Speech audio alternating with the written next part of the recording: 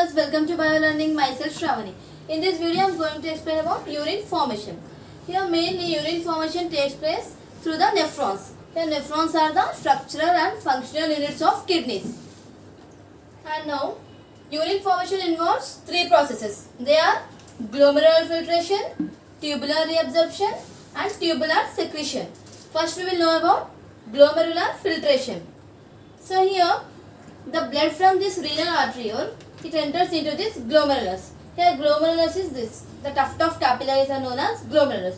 So the blood from this arteriole enters into this glomerulus. And here filtration starts.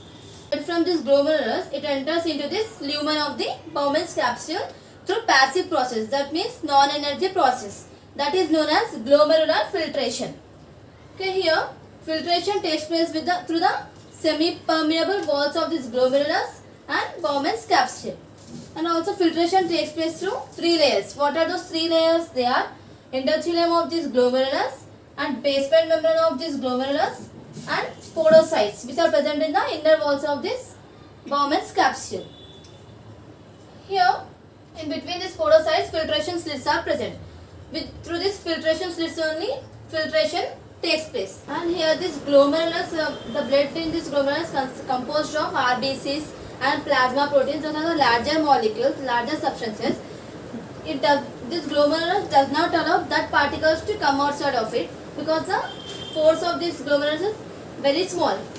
Remaining water electrolytes are present here that will come outside through these small pores. And here filtration starts. Okay. Here in this glomerulus, hydrostatic pressure is produced. The hydrostatic pressure of glomerular blood is about 60 mmHg.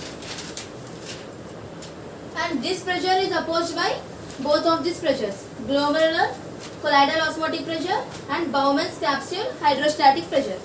Here glomerular colloidal osmotic pressure, it is about 32 mmHg. And this Bowman's capsule hydrostatic pressure, it is about 18 mmHg. Now, this hydrostatic pressure of glomerular blood is 60. This pressure is opposed by both these pressures. So, minus 32 plus 18. Answer is 10 mmHg. So this is the net filtration pressure. And here the process of this filtration is known as ultrafiltration. The filtrate which is formed here, it is known as primary urine or glomerular filtrate. And about 1100 to 1200 ml of blood is filtrated by both the kidneys per minute. The amount of filtrate produced by both the kidneys per minute, it is known as glomerular filtrate rate.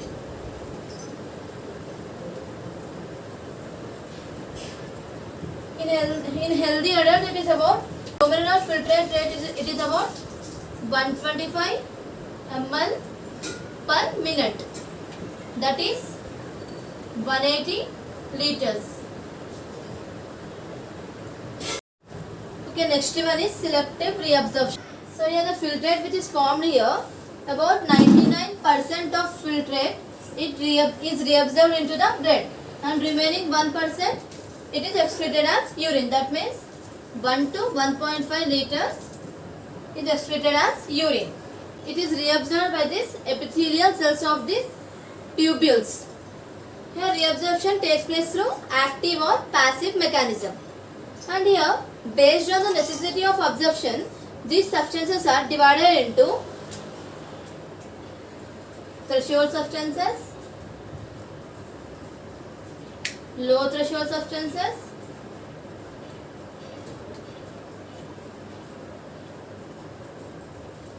and athreshold substances.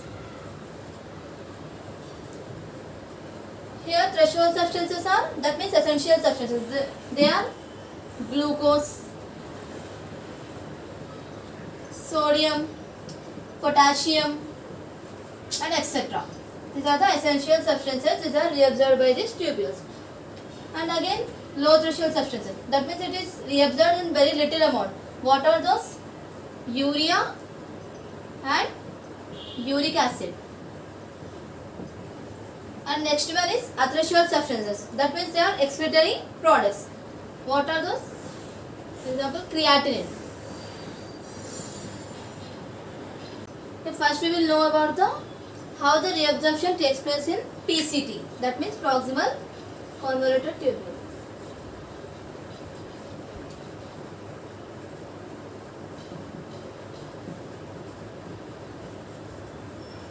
In this proximal convoluted tubule, 70 to 80% of water and electrolytes are reabsorbed.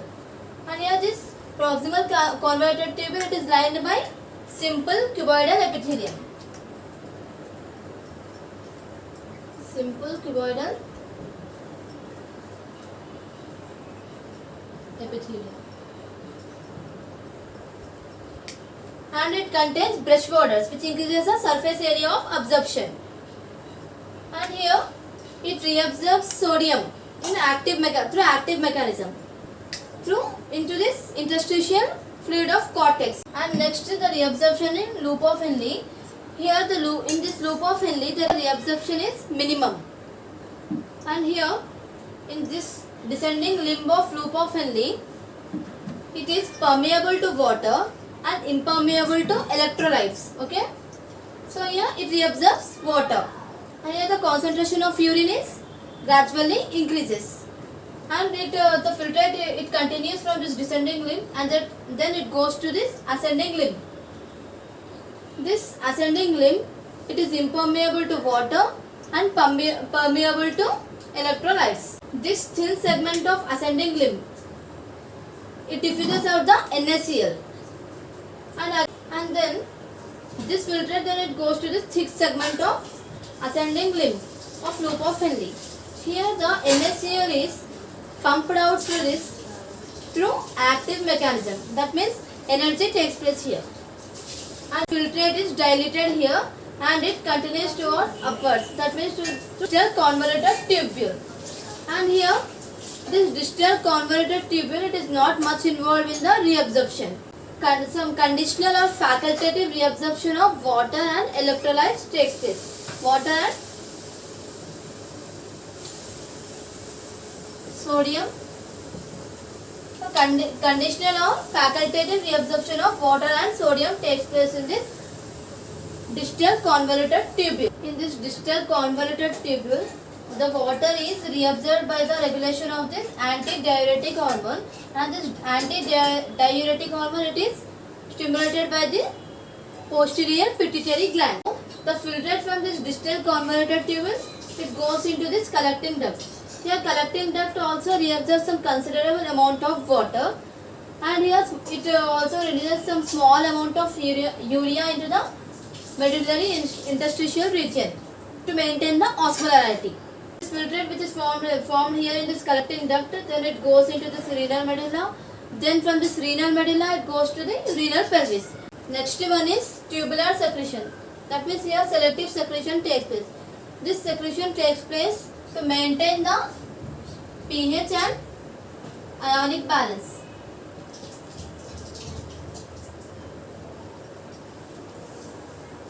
And here this proximal convoluted tubule, it absorbs bicarbonates. From these bicarbonates it secretes hydrogen ions and ammonia into the filtrate. And here DCT, that means the distal convoluted tubule, it also absorbs bicarbonates and it secretes hydrogen ions, ammonia and potassium ions from the peritubular network. That means this peritubular network, it is surrounded by these tubules. And next this collecting duct, it also secretes hydrogen ions and potassium ions. So mainly the secretion takes place to maintain the pH level and ionic balance. We will know about composition of urine. Here urine is clear and amber in color due to the presence of a bile pigment, that is urobilin. And the specific gravity of urine, it is in between 1020 and 1030. And here urine consists of 96% of water and 2% of urea, and remaining 2% other substances like ammonia,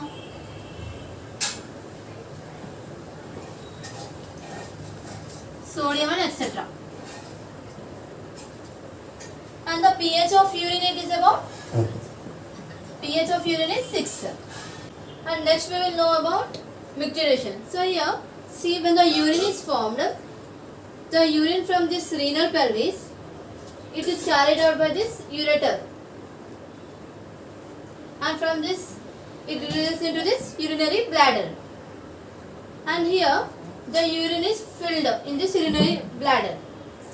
So when the urine is filled, the urinary bladder will stretches, and here this urinary bladder, it is surrounded by the transitional epithelium. This epithelium only helps in the stretching of the urinary bladder. When this urinary bladder stretches, voluntary signals are given by the central nervous system.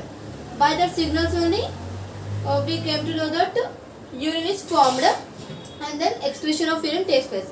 And here urethra, it consists of internal sphincter and external sphincter.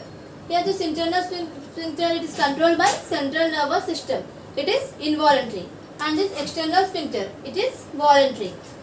So here the excretion of urine, it is known as, the passing out of urine, it is known as micturition.